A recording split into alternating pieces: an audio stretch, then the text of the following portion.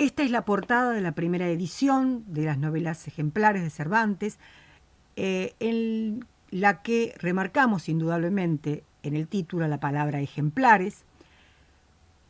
En esta portada aparece también el nombre del autor, el lugar de edición, Madrid, el imprentero, Juan de la Cuesta, el librero que tendría el privilegio de la venta de las novelas ejemplares, Francisco de Robles, y una dedicatoria. La dedicatoria es a don Pedro Fernández de Castro, conde de Lemos, de Andrade y de Villalba, marqués de Sarria, gentilhombre de la Cámara de su Majestad, virrey, gobernador y capitán general del Reino de Nápoles, comendador de la encomienda de la zarza de la Orden de Alcántara. También vemos que aparece el año de publicación, que es 1613, aunque a mediados de 1612 ya estaría lista para ser impresa.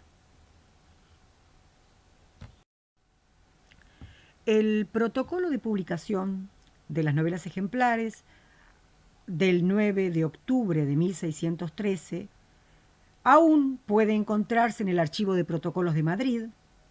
Es un documento de 4 folios en el que se establece a favor del librero Francisco de Robles la venta de la obra que sería impresa en el taller de Juan de la Cuesta, el mismo que había impreso la primera parte del Quijote.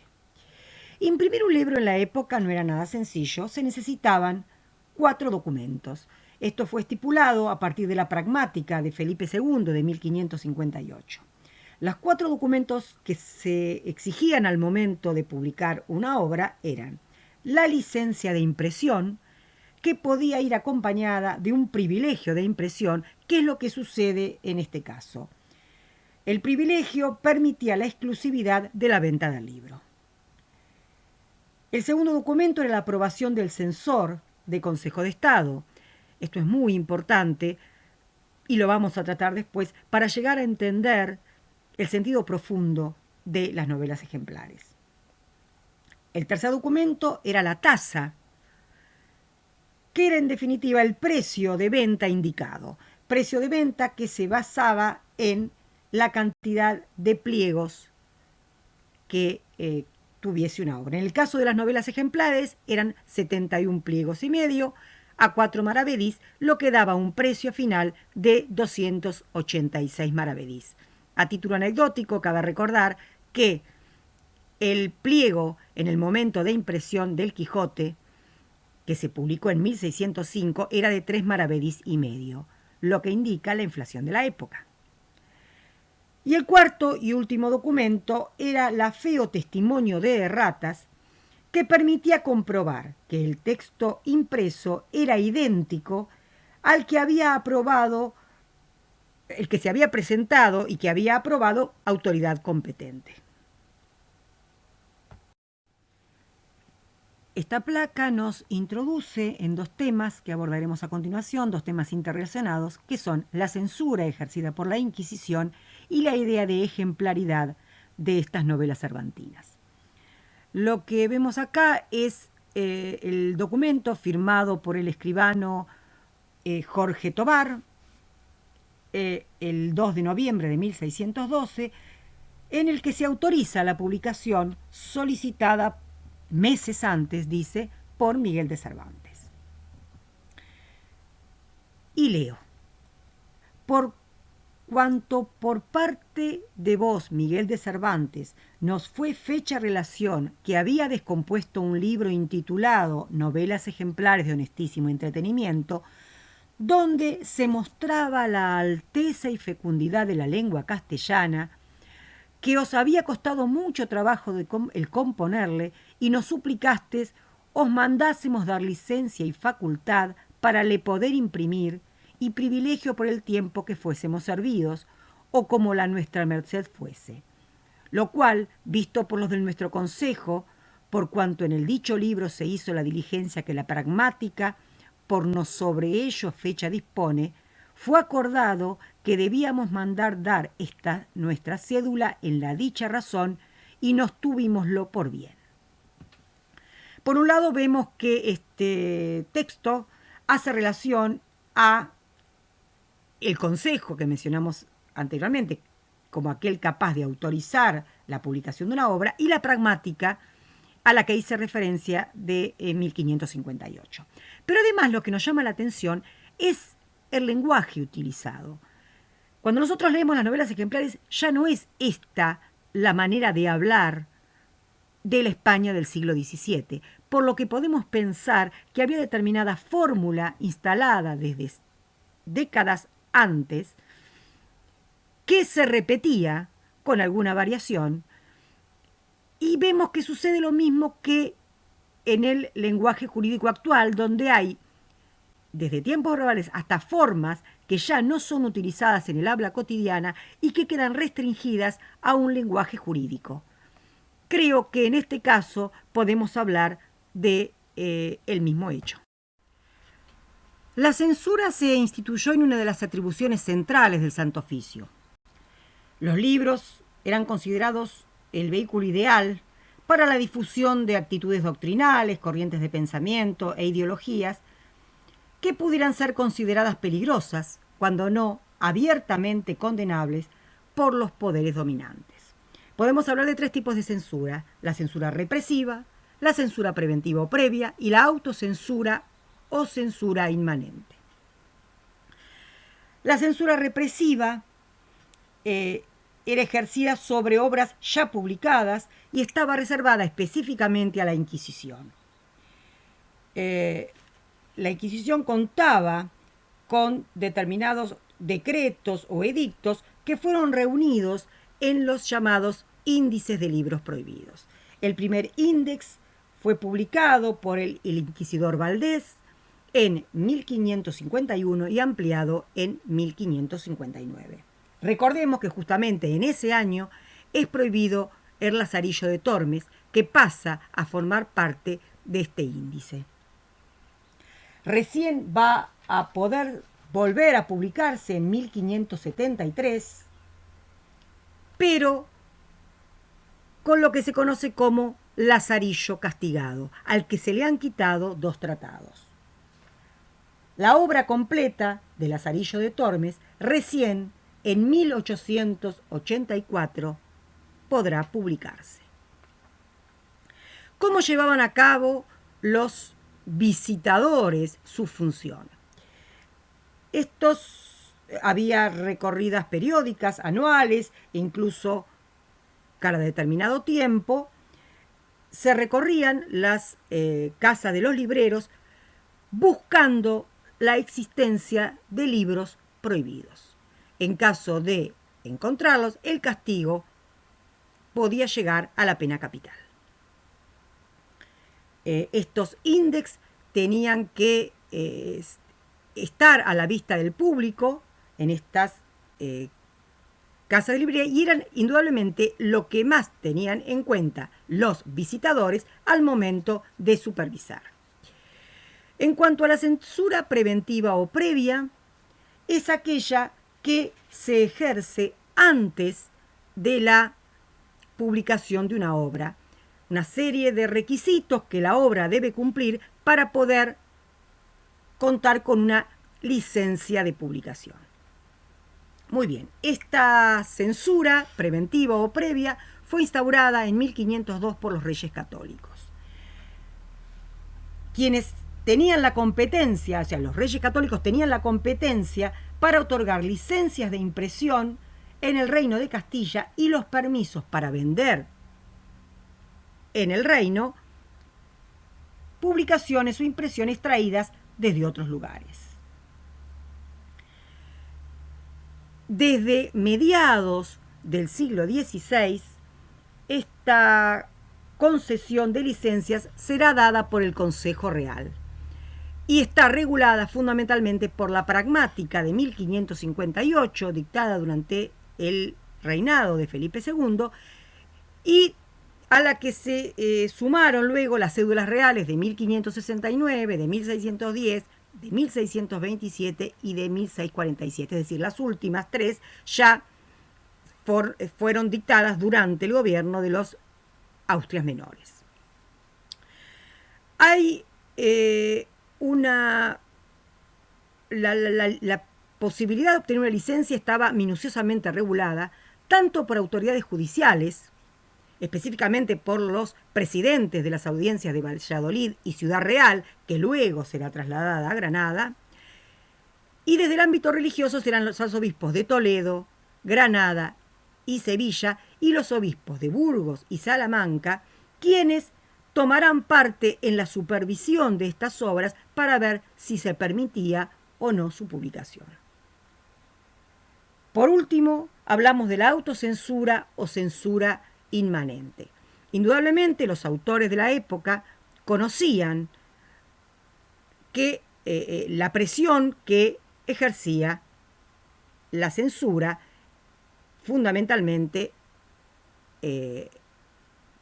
a través de el Tribunal de la Inquisición. Entonces, para poder llegar a publicar sus obras, buscaban determinadas estrategias de simulación o de ocultamiento o directamente de sujeción a las normas imperantes. Es decir, es una censura que ejercía el propio autor sobre su obra para que ésta pudiese ser publicada. Como vimos entonces, era imposible que una obra se publicase y circulase libremente por las casas de libreros si no contaba con la aprobación de la censura.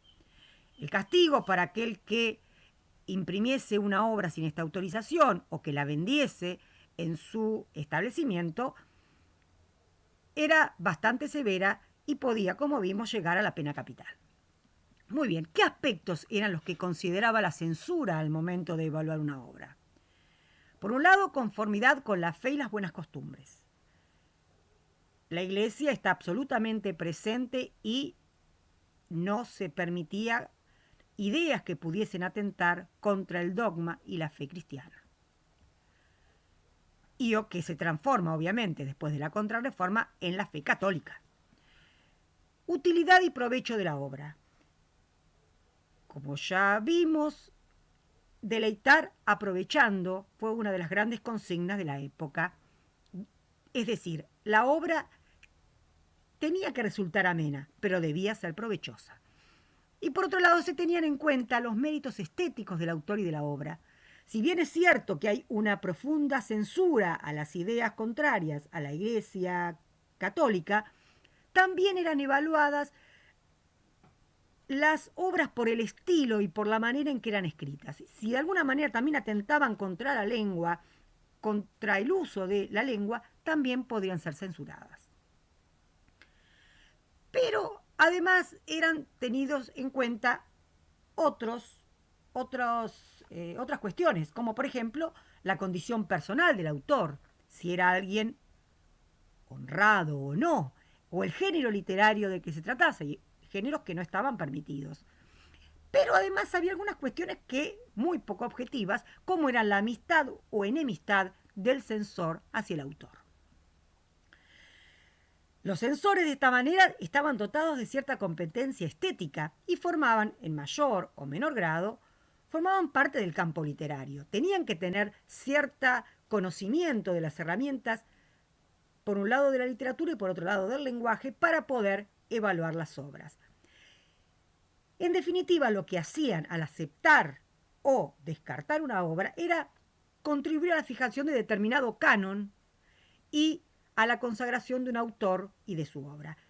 Retomamos lo que vieron en el eje anterior, en los ejes anteriores respecto de la fijación del canon. Los censores eran, en definitiva, quienes iban a determinar qué obras formaban parte de ese canon literario. Se les encargaba a estos censores una lectura rigurosa, dirigida y orientada, obviamente guiada por los principios católicos. Pero también, sin lugar a dudas, debía estar en juego las preferencias del censor.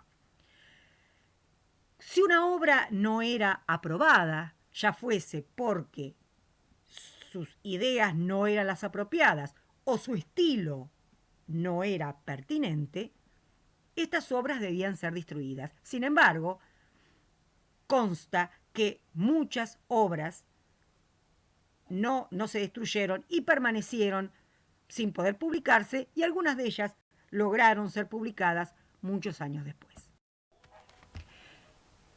Sin pretender agotar el tema, porque todavía la crítica sigue debatiendo respecto de esta idea de ejemplaridad con opiniones muy diferentes, la idea es abordar un poco la idea de por qué da Cervantes como título a su obra novelas ejemplares. Recordemos que el título original era Novelas ejemplares de honestísimo entretenimiento, y en este caso se remarca aún más la idea horaciana muy trabajada durante el siglo de oro español de deleitar aprovechando. Es un entretenimiento, es honestísimo, pero además nos va a permitir sacar una enseñanza. Para poder entender las dos vertientes posibles de interpretación del título, tengo que hacer referencia a dos parrafitos del prólogo. El prólogo lo abordaremos en la última clase de narrativa, pero necesito hacer referencia a dos pequeños párrafos para poder entender de qué estamos hablando. Él es dado el nombre de ejemplares, y si bien lo miras, no hay ninguna de quien no se pueda sacar algún ejemplo provechoso. Y si no fuera por no alargar este sujeto, quizá te mostrara el sabroso y honesto fruto que se podrá sacar, así de todas juntas como de cada una de por sí. Es decir, por este lado, aparentemente no estaríamos refiriendo a una cuestión moral, a un ejemplo honestísimo que se podía extraer de todas en conjunto o de cada una de estas novelas. De esta manera podemos relacionar con la idea de exemplum. El exemplum es un género cultivado, muy cultivado durante la Edad Media, que si bien nace en la antigüedad, a partir del siglo XII y hasta el XVIII tendrá mucho vigor. Son pequeñas narraciones en las cuales que se insertan en sermones con el fin de ilustrar, aligerar y mantener la atención del discurso. La procedencia de los materiales de estos exemplum es, por un lado, religiosa. La encontramos en la Biblia, anécdotas de los padres de la Iglesia, vida de santos, pero también hay material que proviene del ámbito profano, como ejemplos históricos, cuentos orientales, fábulas. La finalidad última es esencialmente pedagógica. De hecho, existieron durante la Edad Media muchos ejemplarios que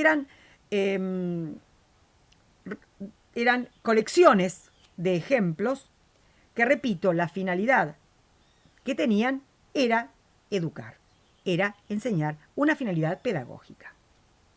Pretenden ser verídicos y se insertan para que el oyente encuentre algo instructivo que pueda ser aplicado a su vida cotidiana.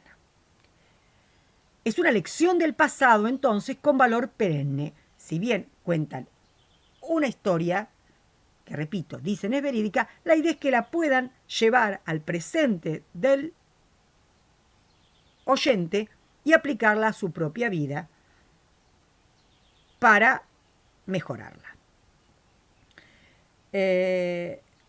Tienen cierto encanto narrativo, pretenden ser atractivas. ¿Para qué? Para que el oyente les preste atención. ¿Y para qué? Para que puedan extraer ese ejemplo que se quiere brindar, ejemplo que, repito, es eminentemente moral. Pero habría otra posibilidad pensando en otro momento del prólogo, y tiene que ver con un fragmento que cito: yo soy el primero que he novelado en lengua castellana, que las muchas novelas que en ella andan impresas, todas son traducidas de lenguas extranjeras, y estas son mías propias, no imitadas ni hurtadas. Mi ingenio las engendró y las parió mi pluma, y van creciendo en los brazos de la estampa. Es decir, en este caso no se está hablando de una cuestión moral, sino eminentemente estética. Él es consciente que está generando una nueva manera de novelar en lengua castellana, que ha tomado seguramente o sea, que podemos entroncarlo indudablemente con la novela italiana, pero lo que Cervantes pretende crear es algo diferente, algo nuevo, algo autóctono. Y lo primero que hace para poder distanciarse es romper con esa estructura de relato enmarcado tan propio de la novela. Es decir, en esta primera instancia podemos advertir dos maneras de entender el término ejemplar. Ejemplar como ejemplo moral o ejemplar como ejemplo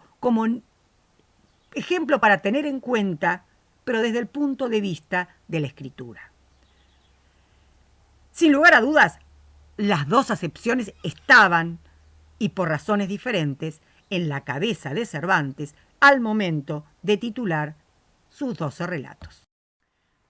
Como ya dijimos en varias oportunidades, se trata de 12 novelas escritas entre 1590 y 1612.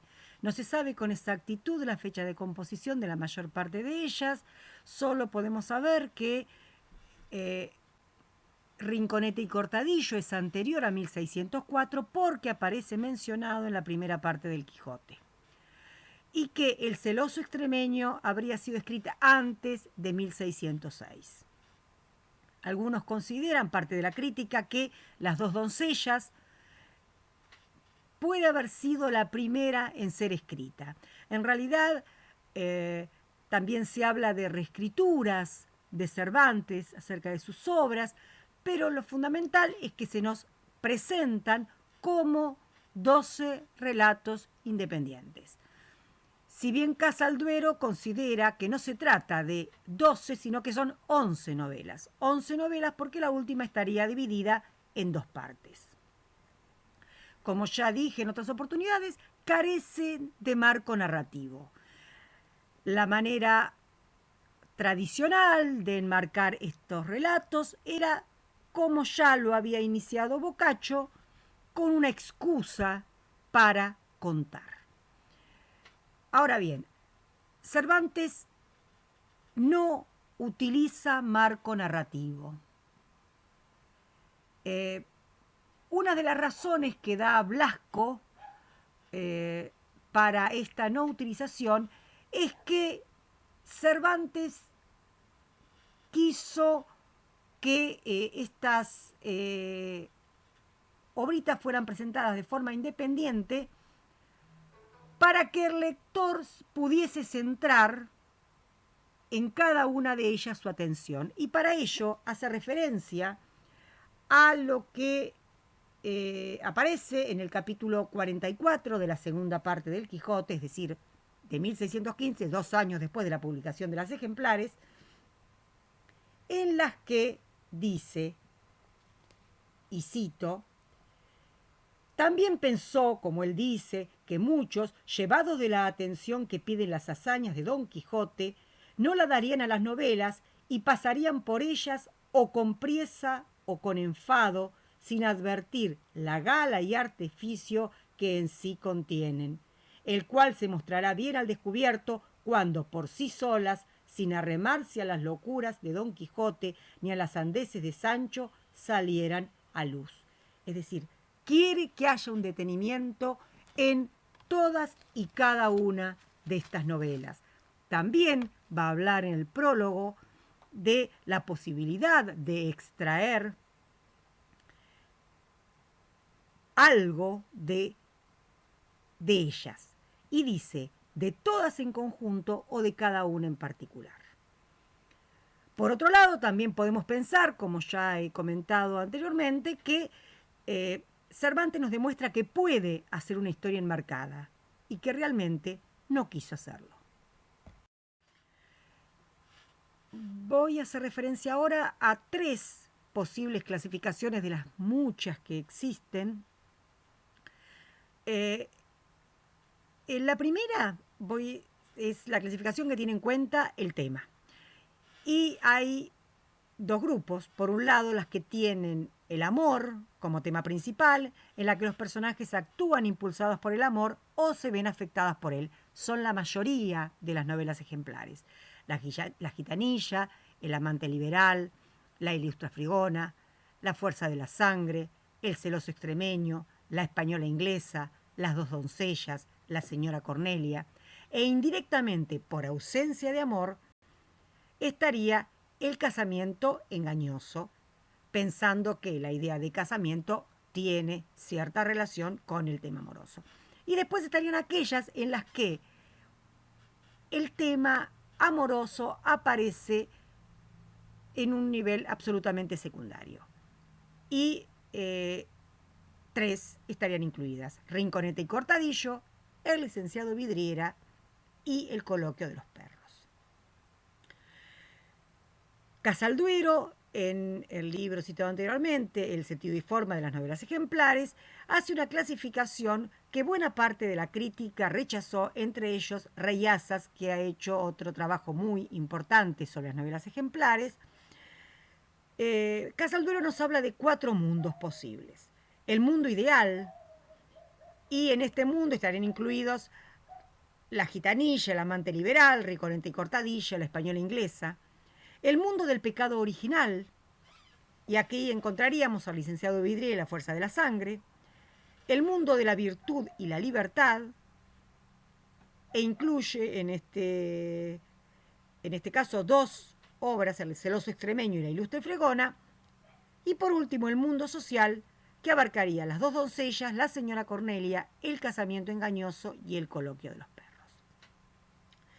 Y una tercera clasificación que ha tenido muchos críticos que adhieren de una forma u otra es la que hace una diferencia entre las novelas idealistas, que son aquellas que ofrecen al lector un universo maravilloso, alejado de la realidad, y las realistas, que pretenden representar un mundo que el lector reconozca como más cercano. En realidad, esto también lo podemos emparentar con un artículo muy interesante de Antonio Reyazas, que es Introducción a la novela del siglo de oro, en la que va a diferenciar y va a reconocer como novelas idealistas a todas aquellas que se ubican en tiempos y espacios lejanos, donde los personajes no tienen evolución alguna, no tienen contacto con la realidad, y va a hablar de las novelas sentimentales, la novela pastoril, los libros de caballerías, y las novelas realistas serían aquellas en las que se representan rasgos de la realidad de la época en escenarios más cercanos. Si tenemos en cuenta esto, bueno, no sería aplicable esta clasificación, porque justamente lo que vamos a advertir en la mayor parte de las novelas ejemplares es que el tiempo no es demasiado lejano. En algunos casos se puede remontar al siglo XVI, pero no más allá. Y en cuanto al lugar, en prácticamente todas, salvo en La señora Cornelia, el escenario en el que transcurre la acción es España. Diversos lugares de España reconocibles para el lector de la época. Se va a hablar de Toledo, se va a hablar de Sevilla, se va a hablar de Madrid. Es decir, si tenemos en cuenta el cronotopo que prima en las novelas ejemplares, nos moveríamos dentro de lo que Reyazas considera narraciones realistas. Como ya dijimos en varias oportunidades, el matrimonio era, desde el punto de vista literario, considerado como el final feliz. Y el matrimonio por amor era más un tema literario que una realidad. Y eso quedó más o menos demostrado cuando hicimos referencia específica al matrimonio como institución, en la que los contrayentes realizaban una unión que más tenía que ver con conveniencias de tipo social y económicas que con un real sentimiento. Cervantes ha optado en las novelas ejemplares por el final feliz, prácticamente en todas. La única en la que hay una muerte es en El celoso extremeño, y es el único caso que también cabe recordar: la mujer es recluida en un convento por propia decisión, pero es el único caso en que la mujer termina en un convento, cosa que para la sociedad de la época no era tan extraño. 7 de las novelas ejemplares, como ya hemos dicho, terminan con bodas. Y estas bodas, en algunos casos, se concluye con la referencia a una larga descendencia, así va a terminar la novela, como El amante liberal, La ilustre fregona, La fuerza de la sangre, Las dos doncellas, La señora Cornelia. Es decir, culmina en el matrimonio y en una suerte de epílogo se hace referencia a esa larga descendencia que aún existe. Se ha cambiado, supuestamente, nos dice el narrador, se le ha cambiado el nombre a los protagonistas, pero serían hechos en algunos casos que han sucedido realmente. En cuanto a otras 5, serán recordadas e inmortalizadas por la obra de un poeta. Y en este caso se hará referencia a ello en 5, que son La gitanilla, La española inglesa, La ilustre fregona, Las dos doncellas y La señora Cornelia. Nunca el matrimonio es específica decisión de los contrayentes. Y esto condice con lo que sucedía realmente en la época. Pero, de alguna manera, le busca cierta variación Cervantes, haciendo que en algunos casos los padres se limiten a aceptar ese matrimonio resuelto desde el amor, como va a ser en El amante liberal, La gitanilla y Las dos doncellas, que de alguna manera son, los padres aceptan ese matrimonio, pero no lo deciden. Sí van a concertar el matrimonio en La fuerza de la sangre, en El celoso extremeño y en La ilustre fregona. Y en una ocasión específicamente es la reina de Inglaterra quien va a autorizar el matrimonio. En 3 de estas novelas se hace referencia a que el amor surge luego de una larga convivencia, una honesta pero larga convivencia. Será el caso de La gitanilla, del amante liberal y de La española inglesa. Y justamente en La gitanilla hay toda una referencia por parte de Preciosa, la protagonista, quien en un discurso va a sostener que la única manera de generar una relación válida es a través de un conocimiento que lleve a los enamorados a realmente concretar esa unión que va a perdurar porque es fruto del conocimiento. Hay 2 novelas en las que de alguna manera no culminan el matrimonio. Una es El celoso extremeño, que de alguna manera empieza, o sea, la acción principal es todo lo que sucede luego del casamiento de los protagonistas, y El casamiento fingido, que en realidad sucede lo mismo, o sea, no es el final del matrimonio, sino que justamente se produce el matrimonio y se llega a una resolución no feliz, porque no se trata de un matrimonio, sino de toda una gran engaño por parte de ambos personajes, tanto el masculino como el femenino. Y lo que vamos a advertir es que no siempre se cumplen las capitulaciones matrimoniales que existían en la época. En algunos casos se hace referencia a ellas, como ya dije, en La fuerza de la sangre se dice que, como el hecho era anterior, no existían las formas que existen ahora, nos va a decir, en ese ahora de Cervantes, que es 1613, o por lo menos durante el siglo XVII. Pero vemos que en realidad se hace de un modo o de otro referencia a lo socialmente instituido. Muy bien, en esta placa haríamos referencia al que es lo que es el tema específico de nuestro seminario, que es la representación de la figura femenina, en este caso en las novelas ejemplares. A pesar de ser el tema del seminario, esta placa va a ser medianamente acotada y será una suerte de síntesis, porque es lo que justamente abordamos de manera sincrónica, donde cada una de ustedes se refirió a una de las novelas y después charlamos algunas cuestiones generales. Así que esto servirá como un resumen de algunas cuestiones. Recordemos, y ya lo he dicho varias veces, que 5 de las novelas ejemplares aluden en el título al personaje femenino, 4 al personaje masculino y 3 a otras cuestiones. 2 van a tener que ver con el sujeto que tratarán: el casamiento engañoso y el coloquio de los perros.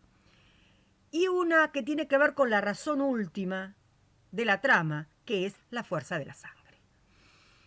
En líneas generales, las protagonistas femeninas de las novelas que tienen como temática el amor van a tener entre 15 y 18 años. La protagonista de El celoso extremeño es un poco más chica. En algunos casos transcurren algunos años, como vimos en La fuerza de la sangre, como va a suceder en la española inglesa, pero al momento de iniciar la narración tienen en general entre 15 y 18 años. Todas son recatadas y honestas. Si hay alguna deshonestidad, no será encarnada en el personaje femenino principal, a excepción, bueno, de Estefanía, que después vamos a hablar en el casamiento fingido, pero todas son honestas y recatadas, y existen algún personaje secundario que no lo es. Algunas de las gitanas que acompañan a la gitanilla, por ejemplo, las criadas que trabajan en la venta en La ilustre fregona, por ejemplo. Muy bien, todas las protagonistas pertenecen al estamento nobiliario, a excepción de Isabel, la protagonista de la española inglesa. Su familia eran prósperos comerciantes, pero no eran nobles. Ella accederá a la nobleza a través del matrimonio con Ricaredo. Se destaca en varios casos que saben leer y escribir, y esto no es un dato menor. Recordemos que había un debate de época que ya venía del siglo XVI, en el que se hablaba acerca de la necesidad o no, de la pertinencia o no, y de la capacidad o no que tenían las mujeres de leer y escribir. ¿Les era útil? ¿Era provechoso? ¿Era necesario? ¿Podían hacerlo? Bueno, Cervantes nos dice que sabían leer y escribir y lo hacían bien. Y suma esto como una virtud a las otras muchas que presentan, que en algunos casos están ligadas a la práctica artística. Saben cantar, saben tocar un instrumento, en otro caso a virtudes, son recatadas, son discretas, hablan con un discurso apropiado. Pero, repito, no es casual esta alusión al hecho de que sus protagonistas sepan leer y escribir. No todas, si bien son las heroínas un poco el centro de la novela ejemplar, sobre todo, repito, en las que tienen como temática el amor, no va a suceder ni en El licenciado Vidriera, ni en Riconente y Cortanillo, ni obviamente en El coloquio de los perros. Pero en el resto van a ser las mujeres muy importantes. Pero no todas van a ser iguales. Algunas se van a destacar por su inteligencia, otras por su perseverancia, otras por la astucia y el arrojo para recuperar el honor, otras por la sumisión y la obediencia. Eso ya lo abordamos cuando lo conversamos de manera sincrónica. No son todas iguales. Incluso en algunos casos hasta resultan antitéticas, son opuestas. O sea, frente a esa gitanilla que se para con una prestancia absoluta, frente a un mundo reivindicando su libertad de ser y de elegir, encontramos una Leocadia que obedece la decisión del padre de callar el ultraje que había vivido. De alguna manera lo que podemos decir es que, dada la riqueza de perspectivas y puntos de vista que se manejan en esta colección de novelas y en la obra de Cervantes en general, se puede decir que los personajes, tanto femeninos como masculinos, se alejan del dejarse ir de la literatura de la época. Recordemos, por ejemplo, que los protagonistas, los héroes de los libros de caballería, salían y se encontraban aventuras al azar. En la novela bizantina vivían aventuras que se le iban apareciendo en su derrotero. Acá no. Acá los personajes quieren ser, deciden, buscan y tratan de forjar su propio destino. Y entre estos personajes que tratan de forjar su propio destino, también están las mujeres. ¿Por qué? Porque por los lados los hombres se destacan por el hecho de decir, bueno, se alejan con alguna mentira y quieren vivir una vida de pícaros, que pasen un par de novelas.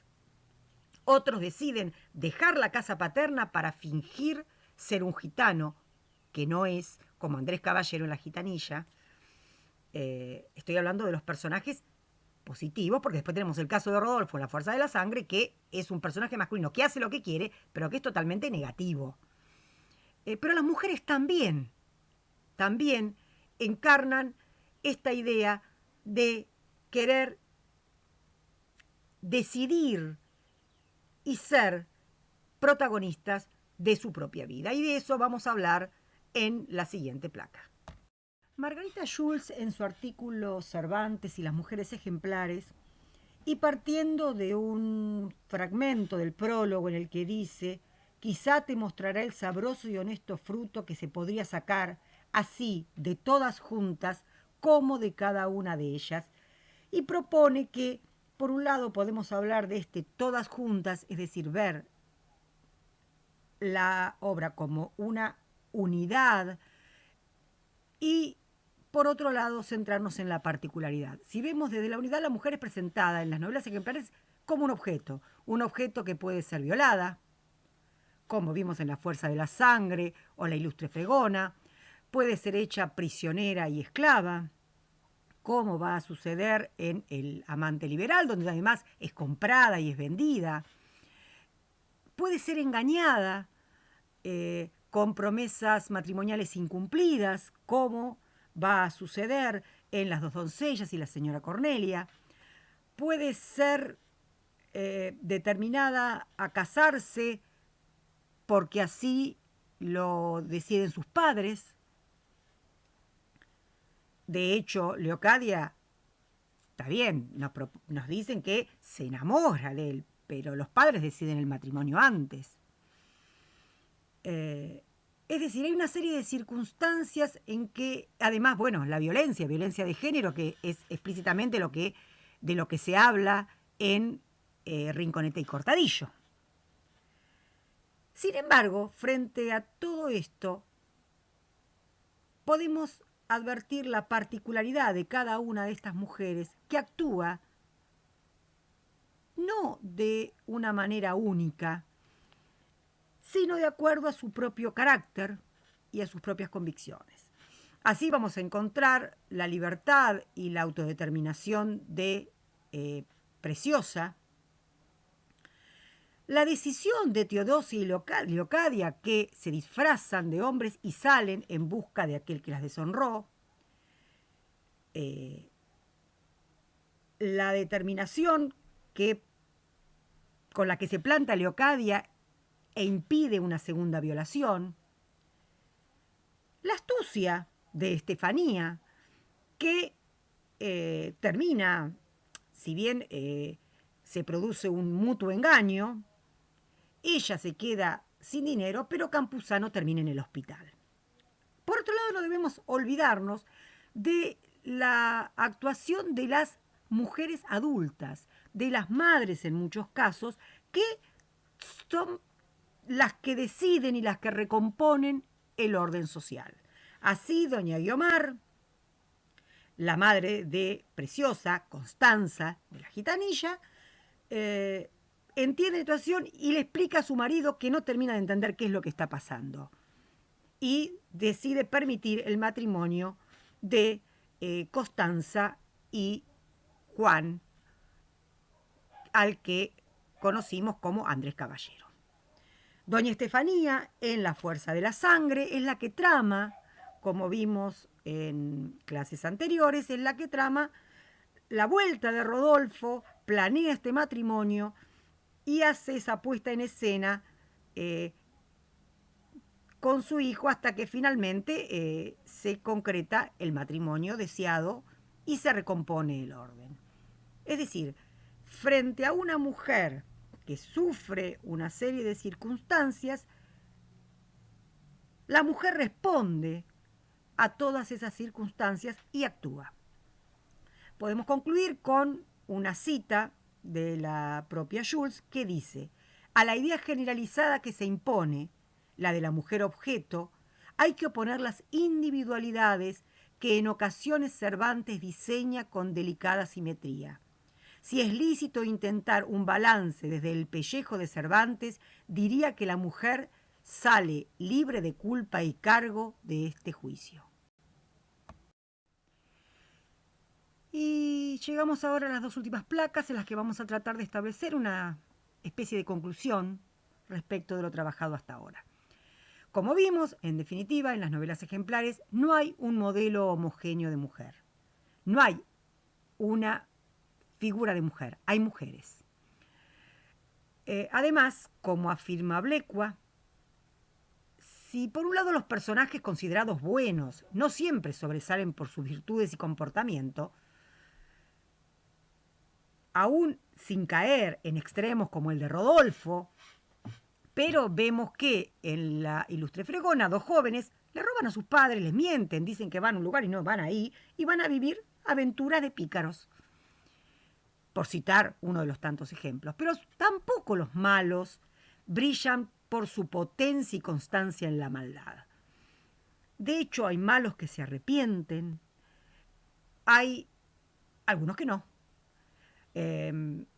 Algunos que son sancionados, como en el caso de la española inglesa, donde la camarera que intenta matar a Isabel, intenta envenenarla, es expulsada del servicio de la reina y su hijo es desterrado.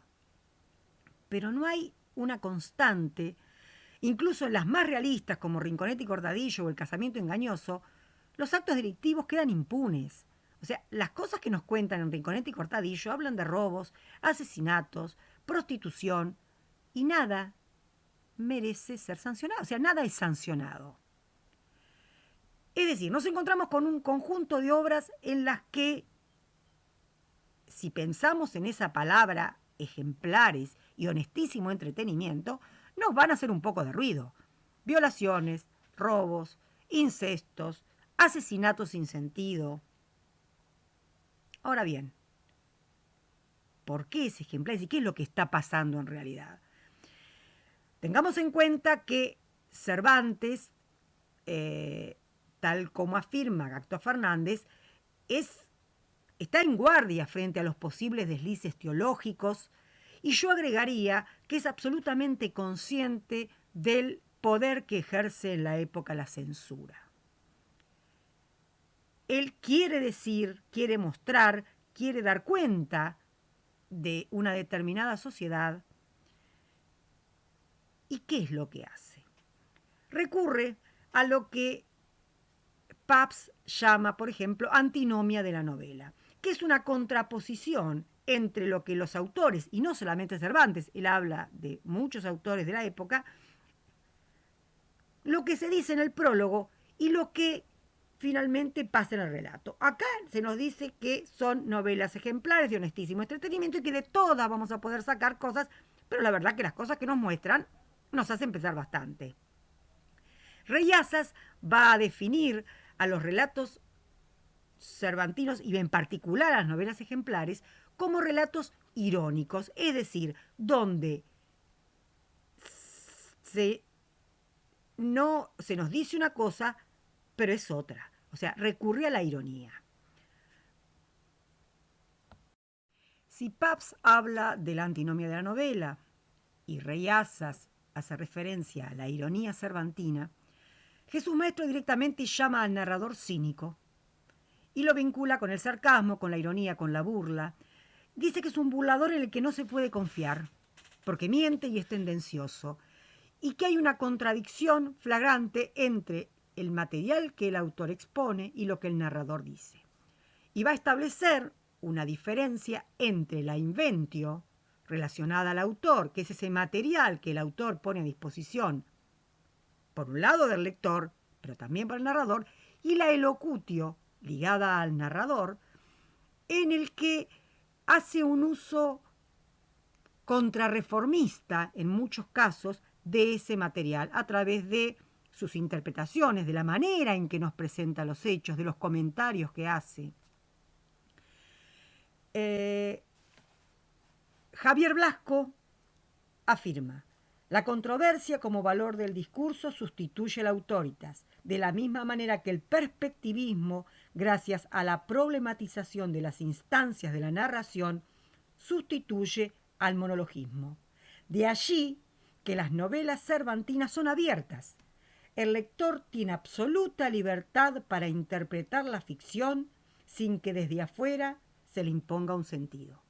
Cervantes se encuentra mucho más cómodo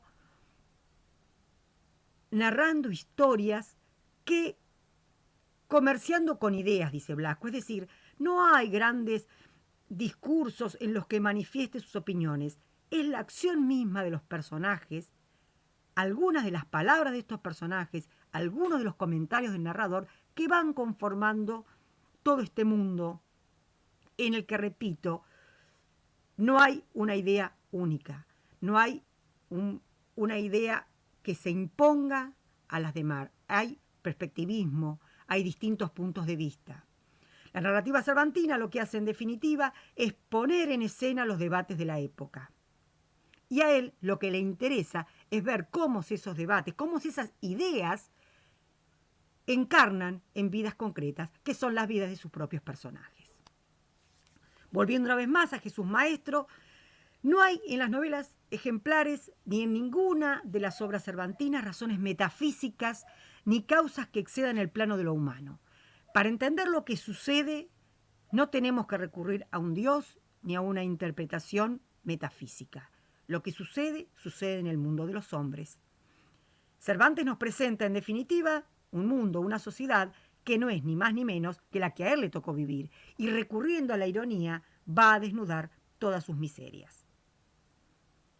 Después, como la juzguemos, es problema nuestro, de los lectores. Él sortea a través de estas estrategias la censura y nos pone ante los ojos un material para que nosotros, lectores, lo juzguemos. El resultado, y voy a citar a Fine, es: el pacto de silencio es roto por el propio texto, que lo expone en sus detalles y bajas motivaciones, denunciando el acallamiento impuesto por una sociedad enferma de hipocresía. En definitiva, eso es lo que hace Cervantes. Cervantes desnuda en su texto y da voz a el silencio y la hipocresía de la España del siglo XVII.